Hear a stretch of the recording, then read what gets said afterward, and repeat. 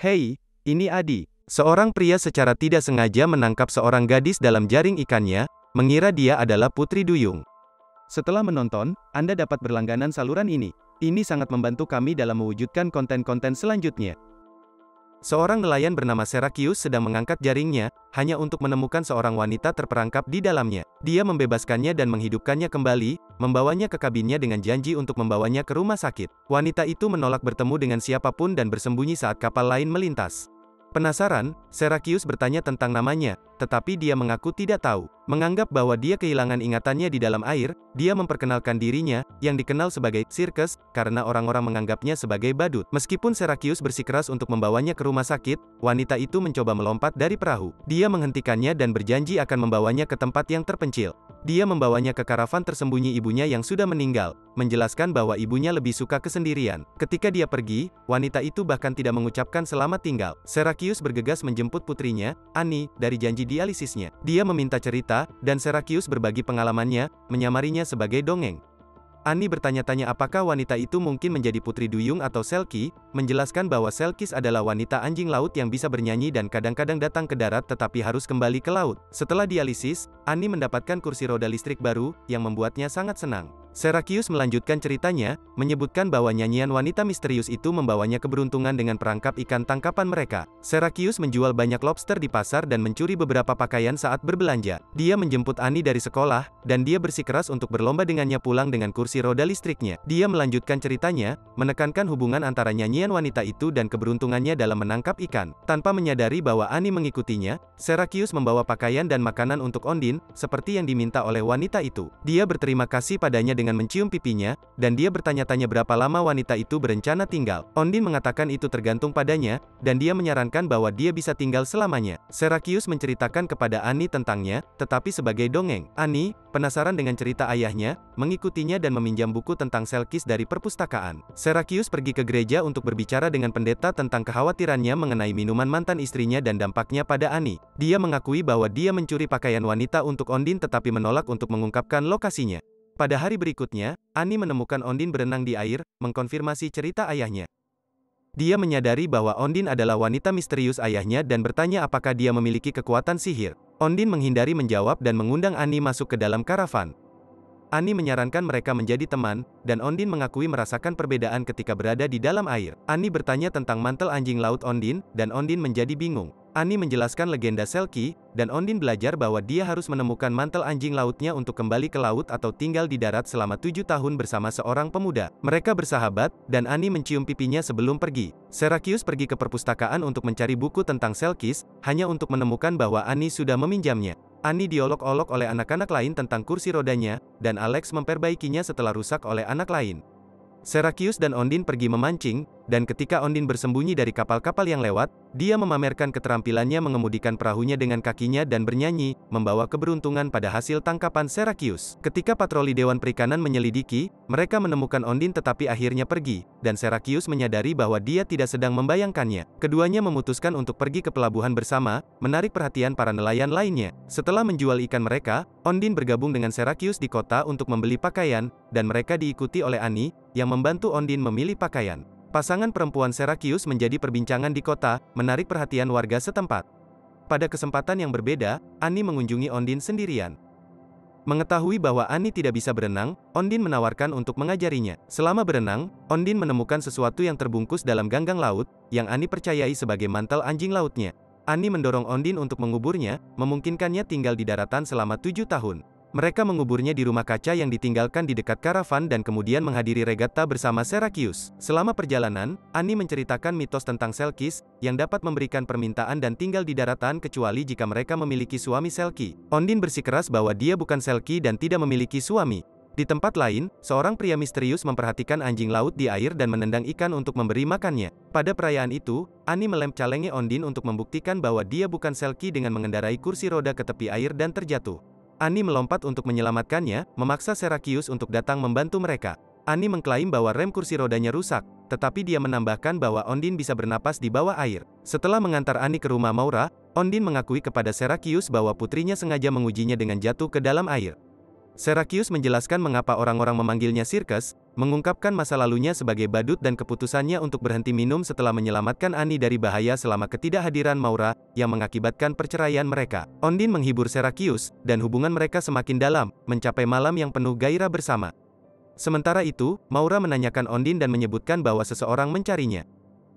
Ini membuat Annie khawatir, yang kemudian bermimpi tentang pria misterius muncul dari air. Pada hari berikutnya, Serakius mengakui kepada pendeta tentang hubungannya dengan Ondine.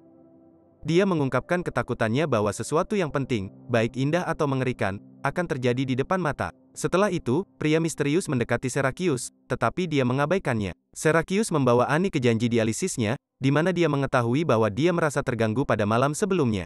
Annie menganggapnya sebagai imajinasi saja. Setelah kembali ke tempat Maura, mereka menemukannya kosong. Mereka mencari Maura di kota, sementara mobil lain tiba di rumah Ondine, mengejutkannya.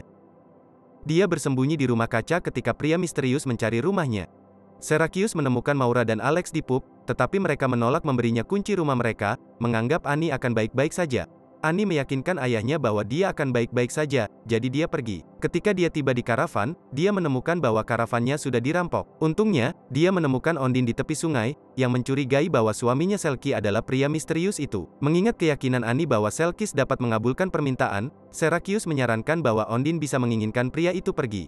Namun, Ondine menolak, karena keinginannya adalah agar Annie sembuh dari penyakitnya. Serakius menyetujui keinginannya tetapi juga menginginkan Ondine tetap bersama mereka. Saat mereka berbicara, pria misterius kembali ke kota. Kejadian ini membuat Maura yang mabuk mengemudi pulang dengan Alex dan Annie, mengakibatkan kecelakaan yang menewaskan Alex. Serakius dan Ondine menemukan kecelakaan itu dengan kaget. Beberapa jam kemudian, Annie terbangun di rumah sakit, di mana dokter bersiap untuk menjalani operasi. Ketika Serakius dan Ondine mengikuti, mereka bertemu dengan pria misterius, yang memanggil Ondine. Melihatnya memicu kenangan Ondine, membuatnya membeku di lorong. Sementara itu, seorang dokter memberitahu Serakius bahwa Alex adalah pendonor organ yang terdaftar, dan ginjalnya cocok untuk Annie. Sebagai hasilnya, mereka segera melakukan transplantasi untuk menyelamatkan nyawa gadis itu. Kemudian, Ondine bertemu dengan pria itu di kapel, yang terkejut bahwa dia berbicara dalam bahasa lokal. Meskipun dia merasa marah padanya, dia menasihatinya untuk pulang.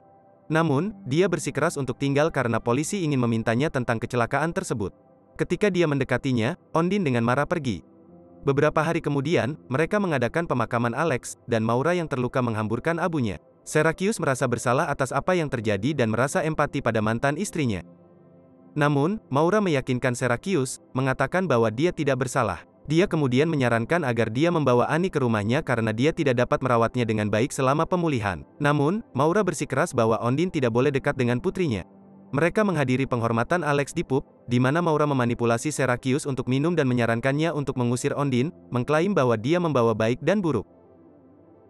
Malam itu, Serakius, dalam keadaan mabuk, pergi ke perahunya, di mana Ondine telah bersembunyi dari pria misterius.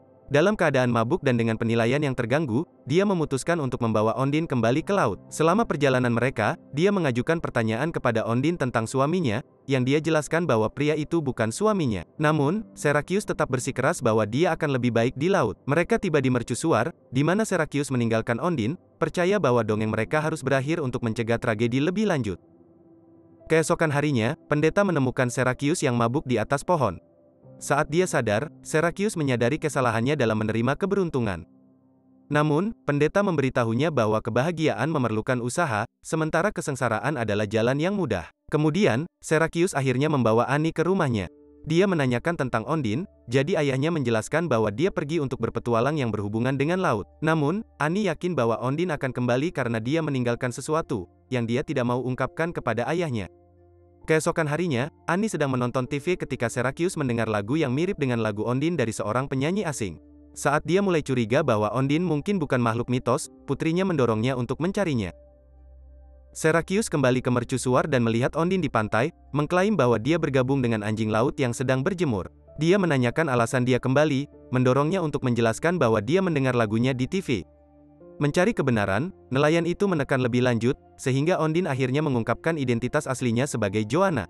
Dia mengungkapkan bahwa dia adalah seorang pengangkut dari Rumania, dalam sebuah perahu untuk mengangkut barang ilegal ketika mereka dicegat oleh penjaga pantai. Pria misterius, Vladik, adalah orang yang mengendalikannya, dan dia memaksanya untuk melarikan diri dengan persediaan mereka karena dia tidak bisa berenang. Namun, pantai terlalu jauh, jadi Joanna meninggalkan tas persediaan itu dan membiarkan dirinya tenggelam ke dalam air. Pada saat itu Serakius menemukannya. Saat Serakius membawa Joanna kembali ke kota, dia mengungkapkan nama aslinya. Setelah kembali ke rumah Serakius, mereka menemukan Vladik bersama Annie.